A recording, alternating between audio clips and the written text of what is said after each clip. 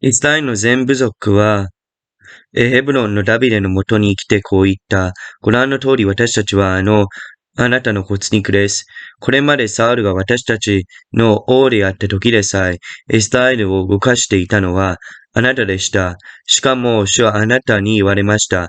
あなたは私の民イスラエルを牧し、あなたがイスラエルの主君となる。イスラエルの全長老がヘブロンの王のもとに来たとき、ダビデ王はヘブロンで死の前に彼らと契約を結び、彼らはダビデを油注いでイスラエルの王とした。ダビデは30歳で王となり、40年間王であった。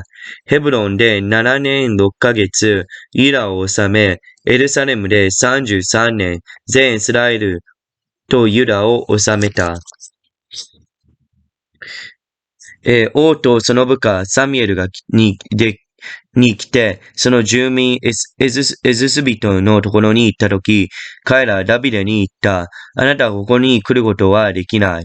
目の見えないもの、足のないものでさえあなたを追い出せる。彼らはダビデがここに来ることができないと考えていたからである。しかしダビデはシオンの要害を攻め取った。これがダビデの町である。その日ダビデは誰でもエズス人を撃とうとする者は水汲みの力を抜いて、ダビデが憎む目の見えないもの、足のないものを撃てと言った。このため目の見えないもの、足のないものは宮に入ってはならないと言われている。こうしてダビデは要害を住まいとして、これをダビデの町と呼んだ。ダビデはミロから内側にかけて周りに城壁を建てた。ダビデはますます大いなるものとなり、万軍の神、主が彼と共におられた。ソの王、ヒラムはダビデのもとに使者を送り、杉材、大工、石工を送った。彼らはダビデのために王宮を建てた。ダビデは主が彼をイスラエルの王として固く立てて、その自分の民イスラエルのために彼の王国を盛んにされたのを知った。ダビデはヘブロンから来た後、エルサレムでさらにそばめたちと妻たちとめとった。ダビデにはさらに息子、娘たちが生まれた。エルサレムで彼に生まれたこの名は次の通り。ツムはジョバブ、ナタ、ソロモン、イズハウル、ハリシャ、ネフグ、ヤフワ、エリシャマ、エルヤダ、エルフレであった。ペリシテ人はダビデが油注がれてイスラエルの王となったことを聞いた。そこでペリシテ人は皆ダビデを狙って登っていった。ダビデはそれと聞き、要害に下っていった。ペリシテ人は来てレファイムの谷間に展開した。そこでダビデは主に伺っていった。ペリシテ人に攻め上るべきでしょうか？彼らを私の手に渡してくださるでしょうか？すると主はダビデに仰せられた。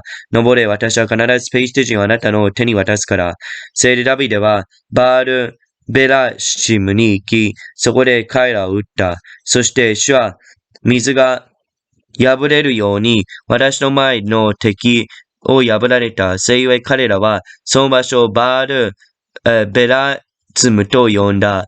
彼らが自分たちの偶像を置き去りにしていったので、ダビデとその部下はそれらを運んで捨てた。ところがペリシテ人はなおもまた登ってきて、レファイムの谷間に展開した。そこでダビデは伺ったところ主は仰せられた。登って行くな。彼らの後ろに回って行き、バルセム樹の橋の前から彼らに向かえ、バルセム樹の柱の上から行進の音が聞こえたら、その時あなたは攻め上れ。その時主はすでにペリシテ人の陣営を撃つために、あなたより先に出ているから。ダビデは主が彼に命じた通りにし、ゲバからゲゼルに至るまでのペリシテ人を撃った。All the tribes of Israel came to David at Hebron and said, We are your own flesh and blood. In the past, while Saul was king over us, you were one who led Israel on their military campaigns. And the Lord said to you, You will shepherd my people Israel, and you will become their ruler. When all the elders of Israel had come to King David at Hebron, the king made a compact with them at Hebron before the Lord, and they anointed David king over Israel. David was 30 years old when he became king, and he reigned 40 years. In Hebron he reigned over Judah 7 years and 6 months, and in Jerusalem he reigned over all Israel and Judah 33 years. The king and all his men marched to Jerusalem to attack the Jebusites who lived there. The Jebusites said to David, You will not get in here. Even the blind and the lame can ward you off. They thought, David cannot get in here. Nevertheless, David captured the fortress of Zion, city of David. On that day, David said, Anyone who conquers the Jebusites will have to use the water shaft to reach those lame and blind for David's enemies. That is what they say. The blind and lame will not enter the palace. David then took up residence in the fortress and called it the City of David. He built up the area around it, from the supporting terraces inward, and he became more and more powerful because the Lord God Almighty was with him. Now Hiram the king of Tyre sent messengers to David along with the cedar logs and carpenters and stonemasons, and they built a palace for David. David knew that the Lord had established him as king of Israel over Israel and had exalted his kingdom for the sake of his people Israel. After he left Hebron, David took more concubines and wives in Jerusalem, and more sons and daughters were born to him. These are the names of the children born to him there: Shema, Shobab, Natan, Solomon, Itabar, Eshua, Nepeg, Jephah, Elishama, Eladinah, and Eliphat. When the Philistines heard that David had been anointed king over Israel, they went up in full force to search for him. But David heard about it and went down to the stronghold. Now the Philistines had come and spread out in the valley of Rephaim. So David inquired of the Lord, Shall I go and attack the Philistines? Will you send them over to me? The Lord answered him, Go, for I will surely hand the Philistines over to you. So David went to Baal-peram, and there he defeated them. And he said, As the waters break out, the Lord has broken out against my enemies before me. So that place was called Baal-peram. The Philistines abandoned their idols there, and David and his men carried them off.